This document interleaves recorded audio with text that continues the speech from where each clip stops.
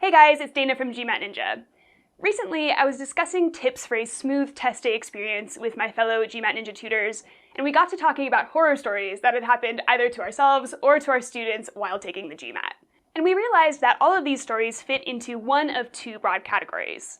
Either there was a relatively simple solution, or the situation was completely out of the test taker's control and therefore kind of pointless to worry about.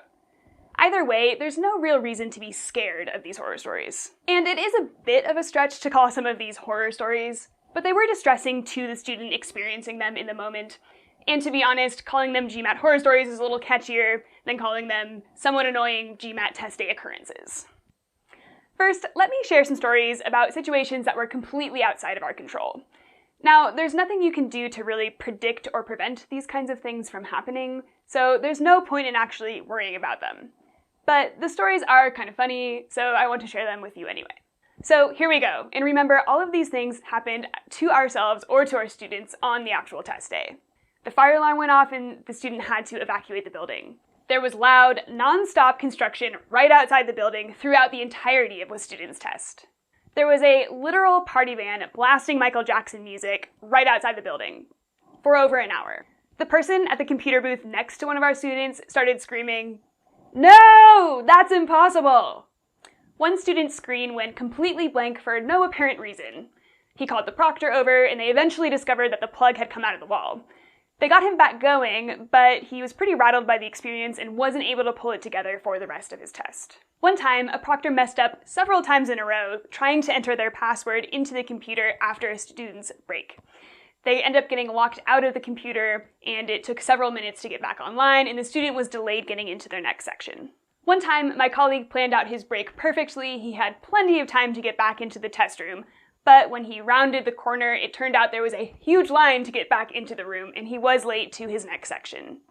So, some situations are just completely outside of your control. And if there's nothing you can do about it, then there's really no point in worrying about it.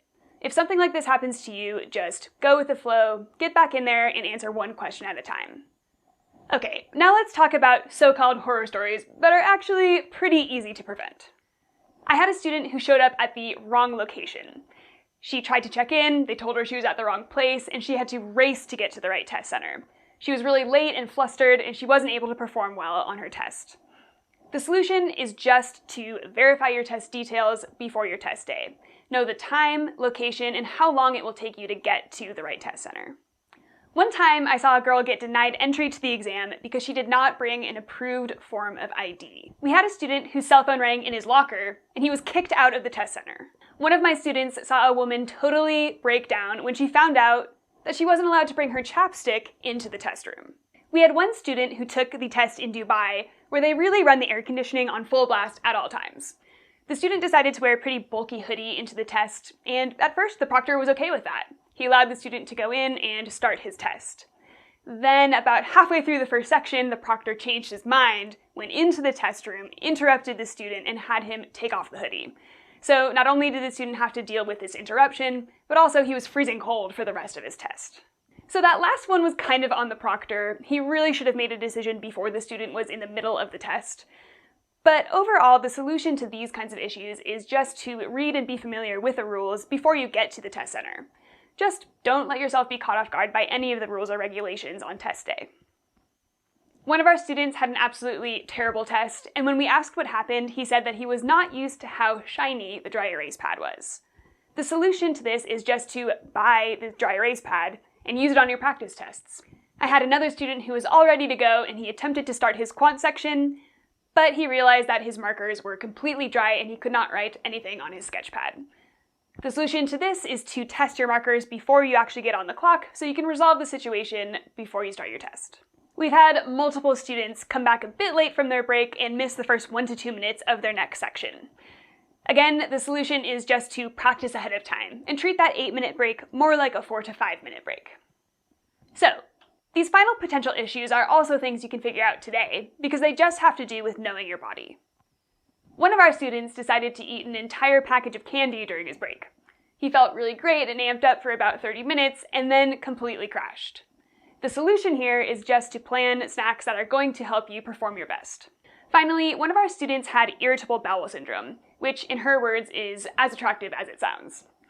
A 4-hour test with limited bathroom breaks is a physically painful ordeal for someone with this kind of condition, and she found herself both distracted and her performance negatively impacted by her medical condition. The solution to something like this is that you're allowed to apply for medical accommodations. So go to MBA.com and apply for those accommodations as needed. To summarize, lots of small things can go wrong during your test, but you can prevent many of these things with some simple preparations. First, review the test center rules and your appointment details before your test day. Have a plan to show up at the right place, at the right time, with the right stuff. Second, practice in test-like conditions. Third, check your markers as you sit down to take the test. Fourth, give yourself a bit of a time cushion on your breaks in the exam. And finally, know your body. And if needed, apply for accommodations on MBA.com. These steps should set you up for a smooth test day. And sure, there are still things that are out of your control that could strike. For those things, just don't sweat it, and try to minimize their negative impact on your test performance. This is Dana with GMAT Ninja. Thank you so much for watching, and good luck on your test day.